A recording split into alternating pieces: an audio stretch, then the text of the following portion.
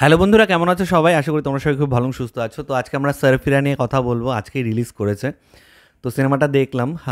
তো একটা কথাই বলবো যে এই সিনেমাটা কিন্তু নো ডাউট খুব ভালো সিনেমা হয়েছে। কিন্তু আমার মনে হয় কোথাও গিয়ে এটা যেহেতু একটা খুবই ওয়েল নোন একটা ভালো সিনেমার রিমেক, সে কারণে হয়তো এই সিনেমাটার প্রতি অতটা ক্রেজ নেই অডিয়েন্সের। এখন আমি জানি না, ওয়ার্ড অফ মাউথে হয়তো অক্ষয় কুমারের পারফরমেন্সের জন্য আহ, হয়তো পরবর্তীতে অডিয়েন্স বড় পর্দায় আসা শুরু করবে। কিন্তু আ আমার কিন্তু কোথাও গিয়ে ক্রেজটা একটু কমই মনে হয়েছে এই সিনেমাটার। কিন্তু সিনেমাটা কিন্তু খুব ভালো সিনেমা। তো এটা ডিরেক্টর সুধা কোনগারা, যিনি অ্যাকচুয়ালি সুরারাই পুত্রর ডিরেক্টর ছিলেন এবং তিনি পরেশ রাওয়ালকে তার সেম রোলেই রিপিট করেছেন। তো সুরিয়া এখানে গেস্ট অ্যাপিয়ারেন্সও করেছে এবং তার ক্যারেক্টারটা মেইন আমরা দেখতে পাচ্ছি অক্ষয় কুমার প্লে করছে এবং তার ওয়াইফের রোলে আছে রাধিকা। আম, তো এবার গল্পটা যেটা আমরা সকলেই জানি যে একজন এক্স এয়ারফোর্সের লোক, যে কিনা তার বাবা যখন মৃত্যুশয্যায় ছিল, সে ফ্লাইটের দাম এত বেশি বলে ফ্লাইটে ফিরতে পারেনি, তাকে ট্রেনে বাসে ফিরতে হয়েছিল এবং এসে দেখে যে তার বাবা মারা গেছে এবং তার শেষ কাজও কমপ্লিট হয়ে গেছে। ওখান থেকে মনের মধ্যে একটা জেদ নেয় যে না, আমার মতন গরিব মানুষদেরও ফ্লাইট চড়ার অধিকার আছে, আকাশ কারো একার হয় না, আকাশে যে কেউ উঠতে পারে। তো খুবই সস্তায় এয়ারলাইন খুলবে সেই স্বপ্ন নিয়ে সে এগোতে থাকে এবং তাকে বিভিন্ন বাধা পেরোতেই আর কি পেরোতে হয়। এখানে পরেশ রাওয়ালের যে ক্যারেক্টারটা আছে, তার অলরেডি একটা এস্টাবলিশড এয়ারলাইন আছে, সে চায় না যে আরও কোনো এয়ারলাইন আসুক। তার মধ্যে যদি এরা এত সস্তায় এয়ারলাইন চলে আসে তাহলে তার বিজনেস হয়ে যাবে। তো এই হচ্ছে ওভারঅল গল্প, যে আলটিমেটলি কীভাবে সাকসেস পেলো কি পেলো না।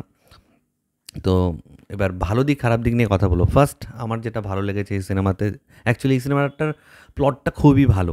প্লটটা একটা জার্নি, একটা লোকের স্বপ্ন পূরণের গল্প। তো প্লটটা নিয়ে আর কিছু বলার নেই আর কি। সুরাইপুত্র যারা দেখেছো তোমরা সকলেই জানো যে এই সিনেমাটা অদ্ভুত একটা সিনেমা, ইন্সপায়ারিং একটা সিনেমা। যে তোমার স্বপ্ন যদি কোনো কিছু থাকে সেটাকে তাহলে কী করে সফল করতে হয়, কত দূর অবধি যেতে হয়, কত বাধা বিপত্তি আসবে, সমস্ত কিছুকে পেরিয়ে মনের মধ্যে একটা জেদ নিয়ে তোমাকে সেটা করতে হবে। সেকেন্ড আমি যেটা বলবো, অক্ষয় কুমারের পারফরমেন্স। What a performance! প্রত্যেকটা সিনে অক্ষয় কুমারকে খুব খুব খুব ভালো লেগেছে। যেখানে বাবা মারা যাচ্ছে সেই ইমোশনাল সিনটা, তার মায়ের ক্যারেক্টার করছে সীমা বিশ্বাস। এখানে কান্নার একটা সিন আছে, মানে অসাধারণ।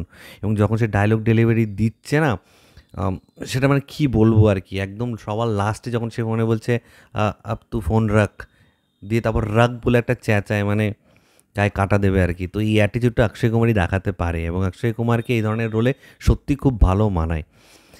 থার্ড আমি যেটা বলবো যে এখানে কো অ্যাক্টার্স যারা আছে, ধরো পরেশ রাওয়াল, এখানে নেগেটিভ ক্যারেক্টারটা সে যেভাবে প্লে করেছে, এক্সেলেন্ট। মানে এরকমই এরকমই হওয়া উচিত যে একজন যদি তোমার হিরো থাকে যে ওপর দিকে ওঠার চেষ্টা করছে, একটা নেগেটিভ ক্যারেক্টার তোমাকে ঠিক সেম ফোর্সে নিচের দিকে নামাতে হবে। তো এখানে হচ্ছে পরেশ রাওয়াল সেই ক্যারেক্টারটা প্লে করেছে।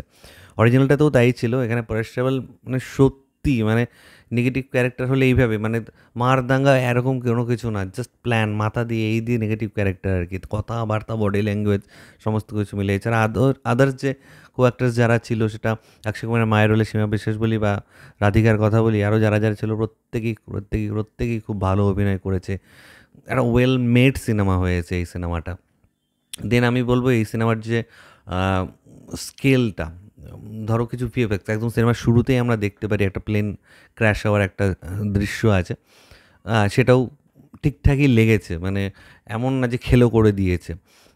তো একটা ঠিকঠাক বাজেট নিয়েই তারা নেমেছিল এবং আমার মনে হয় ওভারঅল সেই এক্সিকিউশনগুলো যেটুকুনি ভিএফএক্সের কাজ আমরা দেখতে পেয়েছি, ওভারঅল এক্সিকিউশন ঠিকঠাকই আছে এই সিনেমাটার। দেখতে খারাপ লাগে না। ডেফিনেটলি কিছু লুপহোল আছে মানে ভিএফএক্সের কাজের ক্ষেত্রে, কিন্তু স্টিল তুমি এখানে গল্পটা অ্যাকচুয়ালি স্টোরি টেলিংটা এত ভালো ডিরেক্টরের, যে তোমার ওইসব মাইনুট জিনিসগুলো আর মাথায় অত আসে না। তো এছাড়া বিজিএম, মিউজিক সমস্ত কিছু এই সিনেমার ঠিকঠাকই লেগেছে। এরপরে আমি যদি খারাপ দিকের কথা বলি, এই সিনেমাটা সবার ফার্স্ট আমি যেটা বললাম যে এটা যেহেতু একটা রিমেক সিনেমা, এর ক্রেজটা কম হয়ে আছে।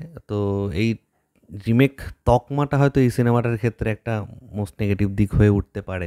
দো আই বিলিভ কি যে না, এখানে প্লটটা এত ইন্টারেস্টিং, অক্ষয় কুমার বা আদার্স এরা এত ভালো পারফরমেন্স দিয়েছে যে এই সিনেমাটা হয়তো ওয়ার্ড অফ, যেটা শুরুতে বলছিলাম, যে সিনেমাটা হয়তো বক্স অফিসে একটা রিসেন্ট কালেকশন করে নেবে। ঠিক আছে। দেন আমি বলবো যে এই সিনেমাতে মানে দেখো এটা একটা ইন্সপায়ারিং গল্প, তো এর মধ্যে আমি খুঁজে খুঁজে নেগেটিভ সে বের করতে যাই না। স্টিল আমি কিছু মানে আমার পার্সোনালি যেটা ফিল হয়েছে সেটা হচ্ছে সিনেমাটা আমার একটু মানে লেন্দি লেগেছে। লেন্দি ইন দ্য সেন্স যে তোমার কিছু কিছু মানে সিন আছে যেটা প্রচণ্ড রিপিটেটিভ লাগবে তোমার। সেটা অক্ষয় কুমার কোনো প্ল্যান করছে, সেটা আবার প্ল্যানটা এ হয়ে যাচ্ছে। আর যেহেতু ফ্ল্যাশব্যাকের সিনগুলো মাঝে মাঝে আসছে, মানে পাস্টের জিনিসগুলো এখন দেখাচ্ছে, তো স্ক্রিন প্লেটা এমন যে অনেকের হয়তো বুঝতে অসুবিধা হতে পারে। যদিও খুব সিম্পলভাবেই গল্পটা আমাদেরকে দেখানো হচ্ছে, স্টিল ফ্ল্যাশব্যাকের কিছু কিছু সিন কিন্তু মাঝে মাঝেই আসবে। সেগুলো হয়তো জেনারেল অডিয়েন্স যারা আছে তাদের হয়তো একটু কনফিউজ করে দিতে পারে। যদিও লুকের একটু আলাদা রাখা হয়েছে, লুক একটা ইয়াং লুক আর একটা একটু ম্যাচিউর লুক, সেটা দিয়ে তোমরা ইজিলি বুঝতে পারবে। তো আর আমি নেগেটিভ কী বলবো এই সিনেমাটার নো ডাউট খুব ভালো একটা সিনেমা হয়েছে, এবং আমার মনে হয় এই সিনেমাটা মানে রিমেক সিনেমা তো অনেকই চলে বলো, যদি কবির সিং চলতে পারে, এত এত কোটি টাকা ইনকাম করতে পারে, তাহলে এই সিনেমাটা কেন নয়? Why not Sarfira? এবার আরেকটা নেগেটিভ পয়েন্ট, কথা নামটা বলতে বলতে মনে পড়ে গেল যে সিনেমাটার নামটা হয়তো কোথাও গিয়ে অ্যাপিলিং হয়নি। নামটা হয়তো অন্য কিছু দিলেও দেওয়া যেতে পারতো। সারফিরা মানে বুঝতে পারছি যে পুরো পাগলের মতন ইনসেন একটা লোক, যে একটা কিছু মাথায় অলরেডি সেট করে নিয়েছে মাথায়, সে সেটা করবে, এটাই হয়তো দেওয়া হয়েছে। কিন্তু আমার মনে হয় আরও ওয়েটেজ থাকবে এরকম একটা নাম দিলে মনে হয় আরও বেটার হতো সিনেমাটার জন্য। তো এটাই তোমাদের সাথে শেয়ার করার ছিল। তোমরা যারা সারফিরা দেখে এসছো নিচে কমেন্টস করে অবশ্যই লিখে জানো। এটাকে আমি সুরাই পুত্রর সাথে কম্পেয়ার করতে চাই না, কারণ একই ডিরেক্টর, মোরলেস একই রকম এক্সিকিউশনেই সে কাজ করেছে, তো কম্পেয়ার করার কোনো জায়গা আমি পাচ্ছিও না ইনফ্যাক্ট। এবার অক্ষয় কুমার আর সূর্যার মধ্যে কে ভালো পারফরমেন্স করেছে আমি বলবো দুজনেই। সূর্যা তার মতন করে করেছে, অক্ষয় কুমার তার মতন করে করেছে, দুটোই ভালো হয়েছে। তো এটাই, ভিডিওটা ভালো লাগলে লাইক করার সাথে একদম বলবে না। চ্যানেলটাকে যারা প্রথমবার দেখছো নিচে যে রেড সাবস্ক্রাইব আছে সেখানে ক্লিক করো, পাশে একটা বেল আইকন আছে সেখানে ক্লিক করে অল অপশনে ক্লিক করে নাও। ঠিক আছে বন্ধুরা, ভালো থেকো সবাই, সাবধানে থেকো সবাই, love you all, take care.